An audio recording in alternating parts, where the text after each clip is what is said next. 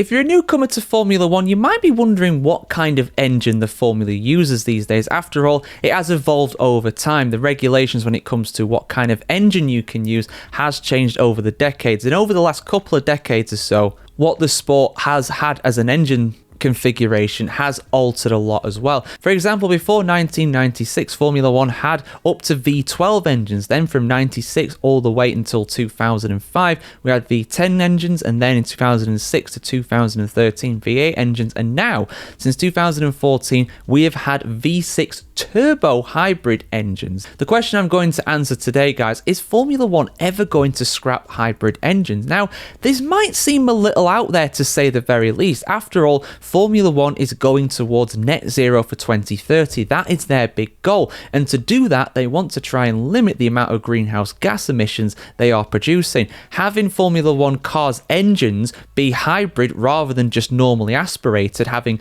part of the power be electric rather than powered by what is effectively petrol. They use some souped up fuels, of course, in Formula 1, but it's mostly the same as what you get in your road car these days, believe it or not. But there was serious talk about going back to V10 engines in 2026. Now, as things stand, and as things I think are going to go when it comes to this, I do believe that Formula 1 is going to keep going down the hybrid route. It has been agreed in principle by all the teams to go towards 2026 and have an increased portion of the engine be electrically powered compared to the internal combustion part. So those engines from 26 till, I think it's till 2029 at least, according to the Concord Agreement. The Concord Agreement, of course, being the agreement between the teams and the Formula 1 organisers and everything like that. Part of that is the fact that they have to stick with these 50-50 hybrid power units for the foreseeable future, which will increase the electric power in these engines at the detriment to some internal combustion power. But overall, they'll still be really quick cars. They'll still produce, 800 horsepower, 900 horsepower. These days, these V6 turbo hybrids, of course, do produce over 1,000 horsepower, depending on who you ask. So why was Formula 1 thinking about going back to V10s? They've not used V10 engines in 20 years.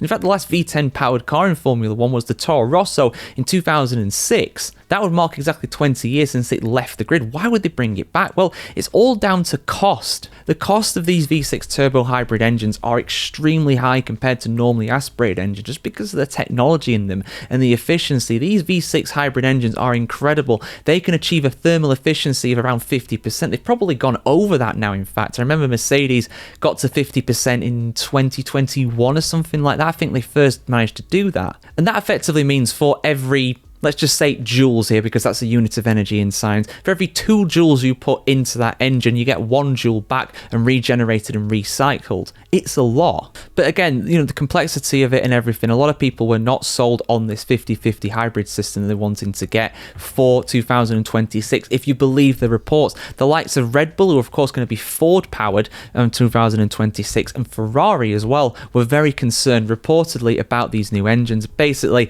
they hadn't aced it, if you believe the reports. Well, the proof will be in the pudding on that next year. But despite the concerns and everything, they are going to stick with the original plans. They're too far down the road now. The likes of Honda, Mercedes, Audi, they've all invested way too much in this. Ferrari and Red Bull themselves, of course, as well, invested far too much in this just to abandon it. So for now, we're going to stick with hybrid engines. It's going to be a different kind of hybrid for 26, but it's still hybrid engines. What's going to happen after that? Well, I think it's entirely possible that we could eventually get normally aspirated engines back in Formula 1, as long as we get the renewable fuels. If you get renewable fuels in there, then there will be no greenhouse gas emissions, so you can still do net zero. That way, you can have really powerful, really loud engines that are also eco-friendly. So it's kind of the best of both worlds, really. Because right now, while of course the engines are very impressive, the power units I should say are very impressive in terms of what they can do from a technological point of view, from a pure optics fan experience point of view,